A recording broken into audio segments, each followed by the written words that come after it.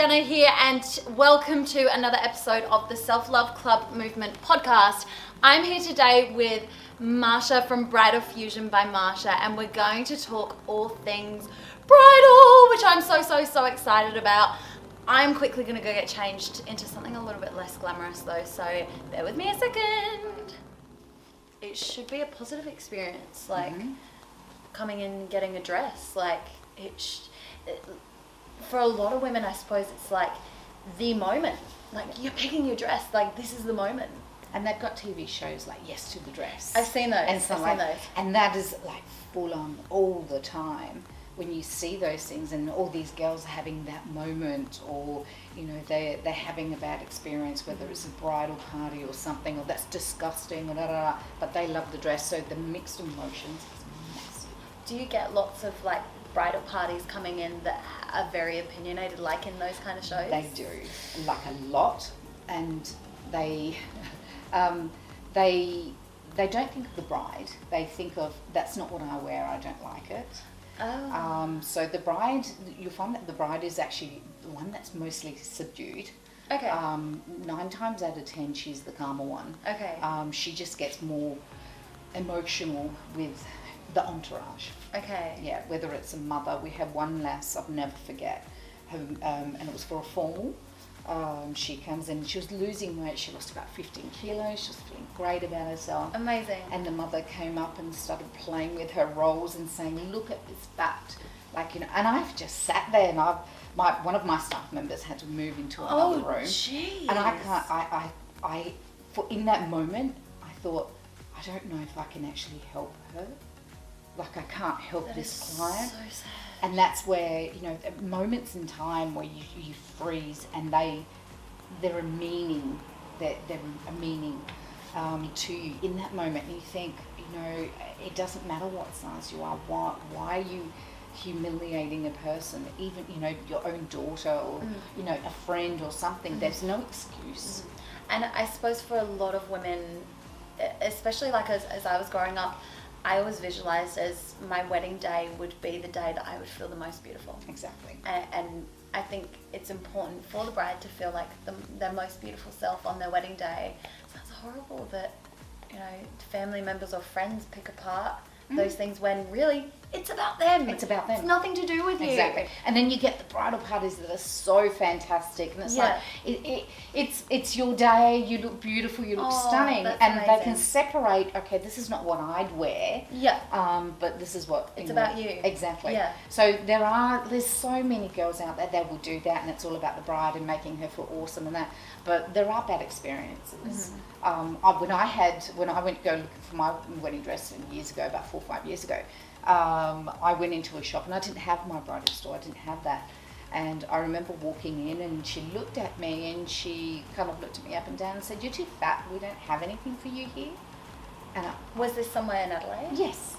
And I kind of sat there and I thought, and I'm 40 something. Yeah. My whole world came tumbling down. I went into the car and cried like a 5-year-old. And I thought, if I ever have a bridal shop, I would never do this. Was that kind of experience part of what triggered you to want to open a bridal shop? Yeah. Karma has it, you know, I guess I got the business. Just by chance? It was by pure fluke that I got this business. Okay. It was named something else. Yeah. And I rebranded it. I put my little thing on it. I got rid of all the old stock, and I got my things in. I started stocking labels, but then I started dabbling in creating my own. And you were telling me about this when I came in the other day, how things come to you in the night. Yes. You have ideas that just come and you just have to get them down. I'm a self-confessed insomniac. Lovely. Yep. And what did you say your label was called? Always Roberta. Always Roberta. What inspired that name? So it's a little bit funny. So everybody knows, obviously, my name is Marsha. So whenever everyone sees me, they go, "Oh, it's Marsha, or Marsha from the Brady Bunch," and Marsha. So what people don't know about me, what they probably will after this, is my middle name's Roberta. Okay. And it's not always Marsha, it's always Roberta. That's beautiful. And that's really the beautiful. most simplistic way to put it. Yeah. It's almost like, when you have another ego of yourself. Yeah. And it's this type of person. There's me, obviously I'm Marsha, and Beautiful I love my Marsha. name. Yes. I don't hate my name. Yes. Mum gave it to me when I was many some moons ago, and I all through life it's either Marsha Hines, the singer, or Marsha Brady from the Brady Bunch, or it's always a referral. Yeah. It's spelled completely different. No one can get it right. Mm-hmm. And Roberta was my baptism name. Yeah. And I've always wanted to do something with Roberta, and I think the name always Roberta sounds beautiful. It sounds elegant. it's romantic. It sounds feminine. Yeah, it sounds really romantic, and I definitely think that reflects your gowns beautifully. Yeah. So and they're not. It's almost like a person that's not seen, and it's always her, and it's She's always always that. in the background, She's but always she's always there. Yeah. She's always there. beautiful, and Yeah. that's so lovely. An alter egos. An alter ego, exactly, exactly. Yeah. Now you were telling me you get lots of different types of clients come to you. You get women of all shapes and sizes. Mm-hmm. You get some men come in as well. We do. Can you tell me a bit about that? We get cross-dressers. We get transgenders. Mm-hmm. We get obviously gay couples. Yeah. Whether they're women transitioning to men, or vice versa. Mm-hmm. So we cater to them too. My first client that walked into my store, he loves cross-dressing. And he messaged me via our contact page. Yeah. When I almost about 2-3 months after I first opened. Okay. And he was apologising for himself. And I kind of sat there and I looked at this email and I read it about 4 or 5 times. Okay. And it's like, why are they apologising for who they want to be and what they want to do? Yeah. So he's very separate. He's very, I'm this person during the day and this person when I'm in my time. Okay. And I'm okay with that. And that's so empowering. Do you need to get that? Yes. Okay, you go get that. So you're telling me about you cater to everyone. Yes. And do you think that's what sets you apart in the bridal market in Adelaide, even in Australia? Oh, look, I think so. I think everybody has this in them. Mm-hmm. It's more the fear of unknown. Yeah. I think that a lot of people deal with, or what it boils down to, they just don't like it. Me, I'm very much be your own person. Yeah. I even say to my kids, even now, are you a good person? And they're just like, yeah. And it's like, well, what's wrong? Whatever you choose to be or whatever you choose to do is irrelevant. As long as your conscience is fine and you're a good person, Absolutely. then I'm okay with this. So whenever they sit me down and go, hey, Mum, I need to talk to you about something. And it's like, okay, before you start, are you sick? No. Are you dying? No. Are you happy? I don't know. And I said, well, everything else doesn't matter. We can sort this out. Yeah. And that's It's the way I work. perspective, absolutely. Yeah. And I know when I came in here for the first time, your energy is just beautiful, and not only is it like you're coming in and you're going, wow, look at all these beautiful things, but you feel at home. And I've been to nearly every bridal shop in Adelaide. I did bridal modelling for a number of years, but there's different energies in different bridal stores. There's some that you go into and it's very, a bit more uptight, and it's like, okay, let's look at this and let's look at this, and they kind of analyze you, as you said, like when you were finding your own dress, they look at you and you can tell there's maybe a little bit of judgment in the back of their minds.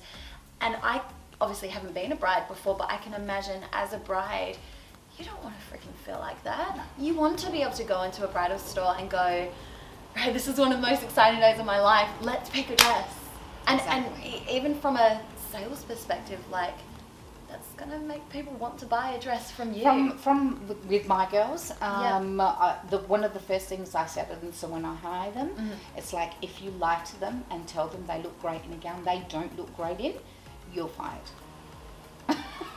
And they just look at me. It's Fair like, enough. but do you want me to sell? And it's like, you like, will sell. yes. And I said, you may not sell to that person because we can't cater. We don't have a gown. We don't have every gown in the world. Yeah. We can recreate something, not rip it off completely, but put our spin onto it to suit their body shape, because they might like a gown, but it may not suit their body shape. So we can try on other gowns that are suited, and we can tweak it and do things to suit the body shape. And I met your beautiful seamstress, Anya. Yes. And she has done some amazing things, as you told me. Yes. What kind of work has she done before? Look, she's. I feel like I've stolen her, but she actually found me. I was lucky enough that she contacted me when I was looking for a seamstress. Because the one that I had, she had to move into the country, and it was like this whole mourning process. And then I was lucky enough to get a resume from Anya, and she worked for Leah DeGloria in Sydney. Wow. Who is awesome. She's just amazing. Yes. Amazing. Yes. And she worked for Leah, and then she was also trained in Milan. She lived in Italy for 7 years, so learning the trade and things like that. And she's pedantic, she's particular, and she's just plain awesome. That's awesome. So impressive. Yeah. So impressive. And I think going off of what your vision is to enable brides to come in and find the dress that fits them perfectly, find a dress that is not necessarily, oh, you fit in this dress, but this dress fits with you. Correct. Having the right seamstress would be so important. It is. It's so amazing. important. So we have two ways that we create gowns here. We get off the rack ones, which has our BFM label, which is like a house label, almost like a house wine, but not too expensive, but catering to the budget. Yeah. So I source all these gowns, and then we pop our BFM label. Great. Next is our Always Roberta label, where there's two tiers. One is I guess if it's made here in-house by Anya, the expenses obviously go up because things are a little bit more expensive here in Australia, and everybody knows that. I'm not shy or embarrassed to admit anything, but if a girl comes to me or a gentleman comes to me and says, I want a gown and I want it made for me, but I don't want to spend a lot of money, I can say, well, these are my two tiers. My other tier is that I actually get it manufactured overseas. Okay. So I can do the manufacturing overseas. It comes here, but still part of the couture process that we have. Anya then, obviously they have their first fitting, and if we need to tailor-made or anything, Anya does it. It's not extra, it's part of the price that you see on the rack. And again, that's making sure that you're catering to every single bride. Exactly right. And I've been having a look around, and you've got a vast variety of dresses. You've got classic dresses, you've got wow dresses, you've got ball gowns, you've got bright coloured dresses. Yes. And I just think that's beautiful, because I would say that no two brides are the same. No, not even nowhere near two brides are the same. We have girls that come in with a boho inspiration. We have girls that only want colour. We have one amazing girl that I'll never forget. She's getting married in a black and a violet and purple hot pink dress. Oh, wow. And we're doing She's that gonna now. look insane. It's just the most dramatic. And even her mother, she used to work for Vogue back in the day. Wow. And her mother kind of sat there and looked at me and said, I can't picture my daughter getting married in a white wedding dress, but you've made this and it's just perfect. Yeah. But it was funny because the dress was actually really small. So she's taken her mission to lose some weight because she had to fit in this dress. And I said, hold on a second, you don't actually have to lose too much of it. And she goes, what do you mean? And I said, well, how about we cut off the top and we recreate the top to fit your body shape? Ooh. And she's like, we can do that? And I said, no, I can do that with my seamstress. Yeah. So she's really ecstatic about that. So it's now, next week is her last fitting. So I guess it's a whole process. Yeah. And I hate the idea of brides turning around going, oh, I need to lose weight for my wedding day.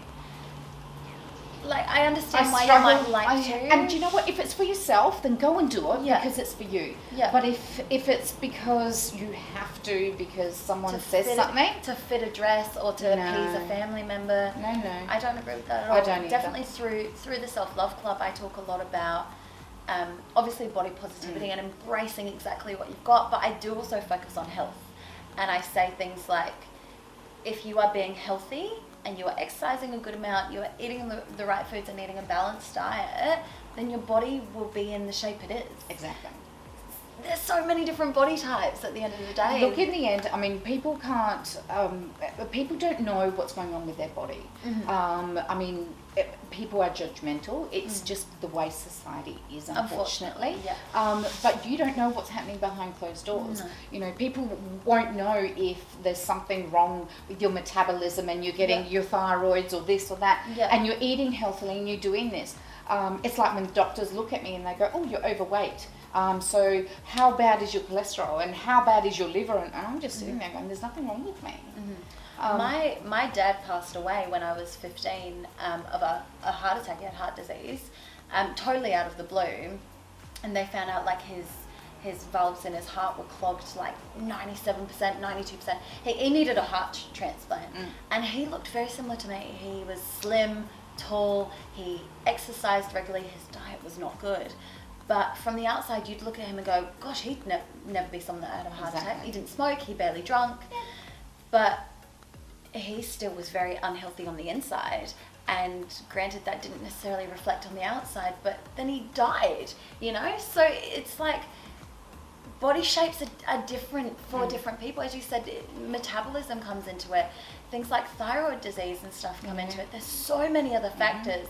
And I've definitely heard about women after they have babies can also struggle to lose weight and obviously yet to have a baby, hope to be blessed with one day, but definitely I've heard from my mum and from others that have had children, and they say that your body just changes. It completely changes. So I think it's unreasonable for society to put this expectation of, you know, we all need to look this way, we all need to be Miranda Kerr, bounce back from our pregnancy like that and be like a size 6 to size 8, and it's not realistic. And I think part of what I'm trying to do, and is definitely I see what you're trying to do as well, is to change that norm and to help women embrace who they are, and through their wedding day, through their wedding dress, have a dress that makes them feel beautiful and amazing, but not necessarily what society thinks is skinny or fit, or do you know what I mean? Colour. A lot of girls come in here and go, I can't wear white, but I have to. Because, and I'll just sit there and I go, why? Why? Oh, because, you know, and they'll talk about, you know, I need to be pure, and I just laugh. What people don't know. Is this the 1800s? Well, it's not even. The funny thing is that white wedding dresses only came about when Queen Victoria got married. Okay. And they did the white wedding dress because if they normally got married in colour back then, but because they couldn't see it on print in the press and paper, they put it in a white wedding dress. So that was the fashion trend. But before they used to get married in colour. That's really interesting. It's full of useless information. But so what era would that have been? Queen Victoria? I think that was 1900s. Okay. Yeah, 1900s. Okay. So it's not really a traditional, like it is to some degree, but I mean, if you look at like, you know, Eastern cultures as well, they get married in red. Yeah, back in the day that, you know, it used to be your best dress. Yeah. It wasn't, oh, it's a white dress, you're getting married. Yeah. So now when the girls come in, it's like, oh, I'm not, you know, I don't know what to wear, you know, I'm not a normal bride, and I just sit there and have a bit of a chuckle, and I'll sit there and I go, and no what bride is a normal bride. What is a normal bride? No, not at all. So I assume when the girls come in here, it's a different process. They don't come in and go, okay, well, you pick a dress, and I'll meet you in the change room, and good luck with that. That's not how I work. No. From the moment that you step in through this door, I ask about your wedding, your theme. Is it going to be here in Australia? Yeah. Is it going to be in town? And gaining a bit of an insight into who the bride is. Exactly. So you are holding ABLE. Yes. For the Dyslexia Foundation. Can you tell me a little bit about that? Okay, so dyslexia, obviously, it's not picked up in schools. So with Code It Red, what they do is they're trying to get it through the government and pushed in. Okay. And they're trying to raise awareness that way. So every teacher at university can actually be taught how to pick up when they're younger. So that's part of what Code It Red is doing. Correct. And the ball's called Light it red. So which I it's really like in the month of October. Okay. And me being a little bit extra, we Of decided course, we need of a ball. course, yes. Because we have gowns and people need a gown to wear. And do you know what I really liked is the fact that people can reuse their wedding dresses Yes. to come to this ball. I know, because there's no rules. I don't like rules. No. My mum doesn't like that. I don't like rules. Yeah. I like the thought of, it doesn't really matter. And you spend so much money on this dress. Yes. Why not wear it again? Wear it again. Seriously. Do it again. Definitely. If I didn't sell mine, I'd be wearing mine. Oh, you sold yours. I know. Oh. That's instant regret, mind Oh, you. I've always said that to my mum. Like, I wish she hadn't sold hers because I would have had it like done up Yeah. and I would have worn it. Yeah. That's okay. Now I get to pick my own dress one day. Yeah. Not that I'm You have to come to me. Not that I'm hinting at anything. Me. York's gonna be like, no. So good. Okay, so dyslexia. Why Yes. did you choose specifically dyslexia? I chose dyslexia because my son is dyslexic and my stepdaughter, she's dyslexic. Okay. Well, we're getting her tested for dyslexia, but Sure. we can see a lot of traits. Okay. And so obviously she's because going, it's familiar, because your son is dyslexic, you see the similar you pick kind it up. of- And you see that also with children or with adults, that you kind of sit there and go, oh, there's my red flag again. But you adapt. Okay. So when you go through the whole process of knowing, and there's a different way of behaviour that you have to associate with them, it's a different way of explanation. So instead of saying, oh, can you just read that? You have to verbalize it. It's very more competency-based training. Okay. So what that means is that instead of me saying, okay, so we're going to talk about this, and that today, just read up on it and get back to me. Instead of doing that, we go, okay, so today we're going to talk about a pillow, and this pillow is like this, and it looks like this, and it has dots, and so you explain it so they can see it, and they go, and it kind of correlates verbalizing everything. Exactly. Breaking it down a little bit. Yes, and you'll find that also with IB schools, International Baccalaureate schools, and because they do competencies-based training and it's all visual-based, that's potentially why I didn't pick up my son's dyslexia earlier, because he went to one of those schools. How old was he when you picked him up? 7, 8. Okay. Yeah. So fairly good intervention still. Kind of. Okay. Yeah, he was probably more in about year 2, 3, and that's where you kind of start sitting there and you think, why is he not picking this up? And then it gets muddled up with the P's and the Q's and the B's and the D's. Sure. And they learn little things like, oh, it's a bat and a ball, and then a ball and a bat. So, and he's thinking ball, bat, ball. It's like a bloody tongue twister. So that's the way they and they have Jolly Phonics programs, they have Nessie programs. So they do have all these programs. Yeah. It's more making everybody aware of it. Okay. So so that early identification. Exactly. And teachers trained in it. So instead of like my poor son at the moment, he's in year 11, and he goes to an awesome school. Yeah. But unfortunately, one of the teachers doesn't know how to teach dyslexic children, in my opinion. Okay. And so when he asked for help, he said, "Oh, can you help me, please?" Yeah. And the teacher turned around, and instead of saying, wording it a different way, Yeah. he yelled louder.